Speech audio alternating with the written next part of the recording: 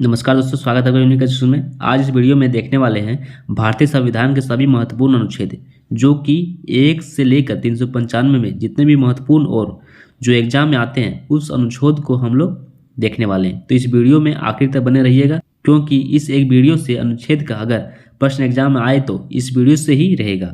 तो चलिए चलते हैं वीडियो में। देखिए, सबसे पहले क्या है, पहला अनुच्छेद। अनुच्छेद पहला में क्या बताया गया है, संघ का नाम और राज्य क्षेत्र के बारे में बताया गया है। ठीक है, याद रखिएगा, अनुच्छेद पहला में है संघ का नाम और राज्य क्षेत्र। ठीक है। अगला देखते हैं, अगला हो जाएगा हमारा अनुच्छेद 2। अनुच्छेद 2 में हो जाएगा नए राज्यों का प्रवेश या स्थापना। ठीक है, इसका अगला अनुच्छेद है राज्य का निर्माण तथा सीमाओं या नामों में परिवर्तन। ठीक है, अगला हो जाएगा अनुच्छेद 4, पहली अनुसूचित व चौथी अनुसूचित के संशोधन। ठीक है, इसका अगला अनुच्छेद हो जाएगा हमारा अनुच्छेद 6, भारत आने वाले व्यक्तियों को नागरिकता। ठीक है, अगला अनुच्छेद है अनुच्छेद 7, पाकिस्तान जाने वाले को नागरिकता। ठीक है, सारे इंपॉर्टेंट देखने वाले हैं। ठीक है, अनुच्छेद 8 में है भारत के बाहर रहने वाले व्यक्तियों का नागरिकता। ठीक है, अगला है अनुच्छेद 10। ठीक है, नागरिकता के अधिकारों का बना रहना।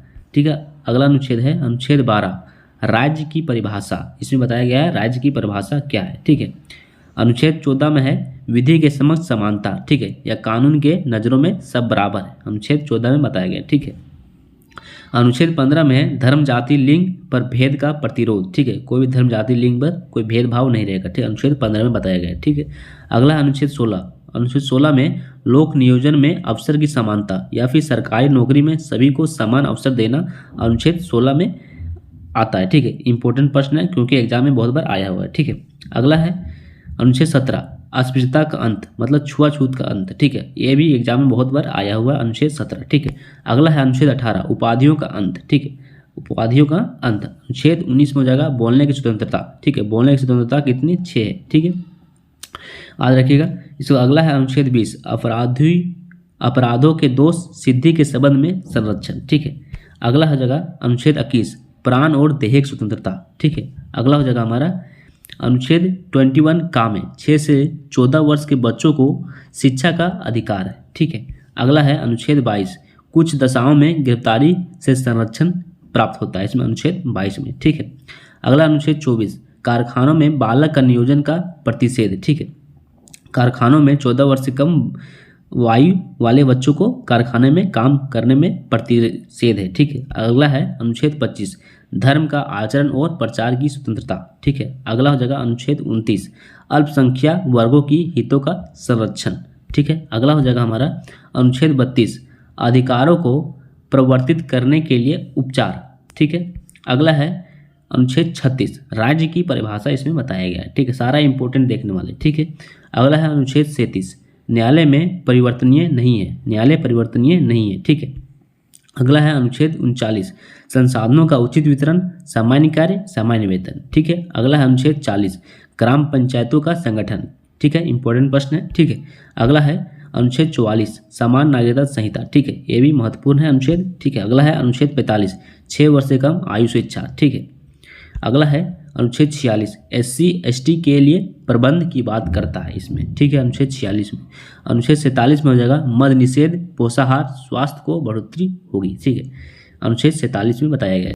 अनुच्छेद 48 में है कृषि पशुपालन दुधारू पशु के विकास के लिए बताया गया है, अनुच्छेद 48 में। ठीक है, अगला है अनुच्छेद 48 का में पर्यावरण, वन तथा वन जीवों की रक्षा के बारे में बताया गया। ठीक है, अगला है अनुच्छेद 49, राष्ट्रीय स्मारक स्थानों और वस्तुओं का संरक्षण। ठीक है, एग्जाम में आया हुआ प्रश्न। ठीक है, अनुच्छेद 50 में कार्यपालिका से न्यायिक का पृथक्करण। ठीक है, इसमें बताया गया अनुच्छेद 50 भी इंपॉर्टेंट है, कार्यपालिका और न्यायपालिका अलग अलग रहेंगे, इसमें बताया गया है। ठीक है, अगला अनुच्छेद 51, अंतर्राष्ट्रीय शांति और सुरक्षा के बारे में बताया गया है। ठीक है, अनुच्छेद 51 का मूल कर्तव्य का वर्णन इसमें है। ठीक है, अगला हो जाएगा अनुच्छेद 52, भारत का राष्ट्रपति का पद, इसमें बताया गया है। ठीक है, अगला हो जाएगा अनुच्छेद 54, राष्ट्रपति का निर्वाचन इसमें। ठीक है, अनुच्छेद 60 में जो राष्ट्रपति की शपथ, इसमें राष्ट्रपति का शपथ है अनुच्छेद 60 में।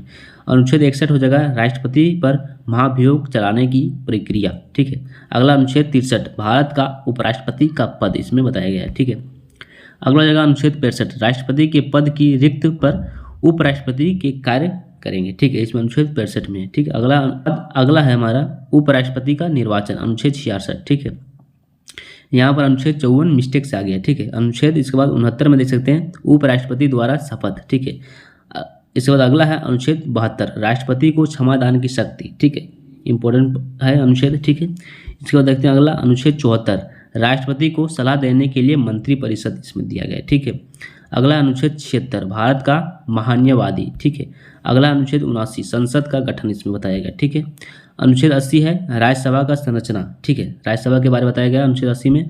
इसके बाद अनुच्छेद 81 में लोकसभा का संरचना बताया गया। ठीक है, अनुच्छेद 88 में सदनों के बारे में मंत्रियों और महान्यवादी अधिकार बताया गया। ठीक है, अगला है अनुच्छेद 89, राज्यसभा का सभापति और उपसभापति। ठीक है, अगला है अनुच्छेद 98, संसद का सचिवालय। ठीक है, अगला है अनुच्छेद 100, अध्यक्ष निर्णायक मत देने की शक्ति प्राप्त है। ठीक है, अगला अनुच्छेद 105 में संसद का विशेष अधिकार। ठीक है, अगला अनुच्छेद 108, कुछ दशाओं में दोनों सदनों की संयुक्त बैठक।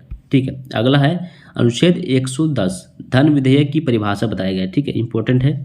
अगला है अनुच्छेद 112, वार्षिक वित्तीय विवरण। ठीक है, अनुच्छेद 116 में है लेखानुदान, जो बजट में नहीं हो वह नाम है लेखानुदान। ठीक है, अनुच्छेद 116 में। अनुच्छेद 117 में वित्त विधेयक की परिभाषा इसमें बताया गया। ठीक है, अगला है अनुच्छेद 124, उच्चतम न्यायालय की संस्थापना और गठन बताया गया। ठीक है, उच्चतम न्यायालय हाईकोर्ट का। इसके बाद अगला है अनुच्छेद 125 में न्यायाधीशों की वेतन के बारे में बताया गया। ठीक है, अगला है अनुच्छेद 131, उच्चतम न्यायालय की आरंभिक अधिकारिता। ठीक है, अगला अनुच्छेद 137, निर्णय एवं आदेशों का पुनर्विलोकन। ठीक है, इसमें बताया गया। अनुच्छेद 143 में है एससी से परामर्श करने की राष्ट्रपति की शक्ति इसमें है। ठीक है, अगला है अनुच्छेद 148, भारत का नियंत्रक महालेखा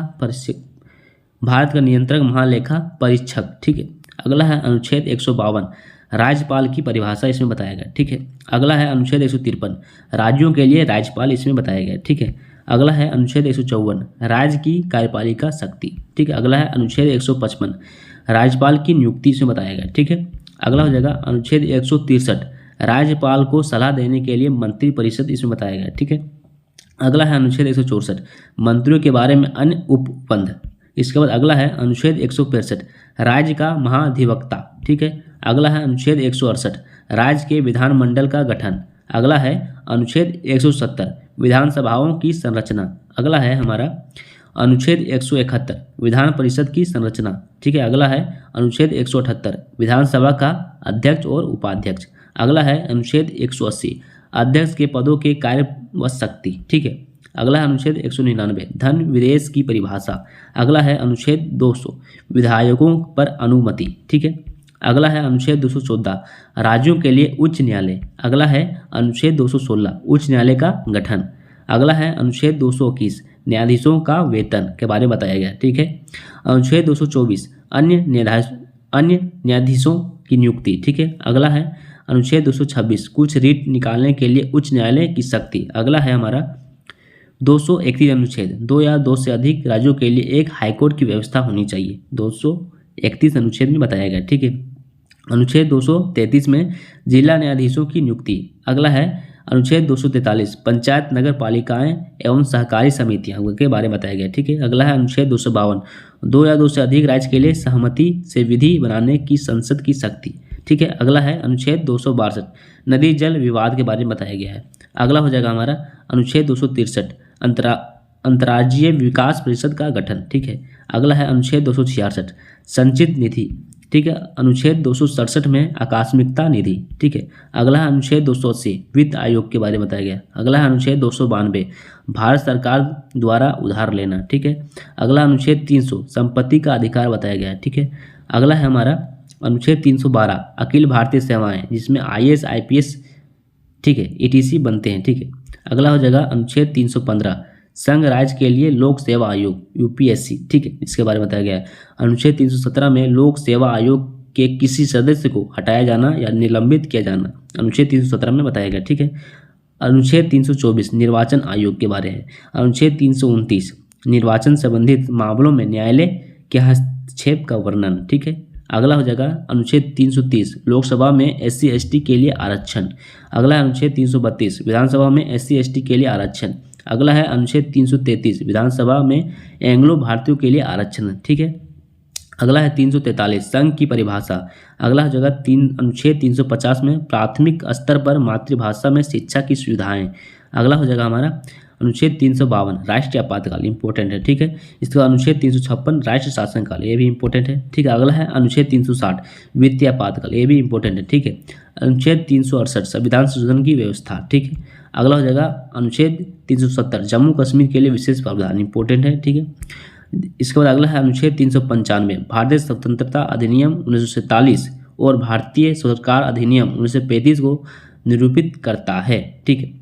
ये सारा इंपॉर्टेंट अनुच्छेद थे जो कि एग्जाम में बहुत बार पूछा गया है, ठीक है। इस वीडियो को अगर वीडियो पसंद आए वीडियो को लाइक कीजिएगा, चैनल को सब्सक्राइब कीजिएगा। मिलते हैं अगले वीडियो में, तब तक के लिए धन्यवाद।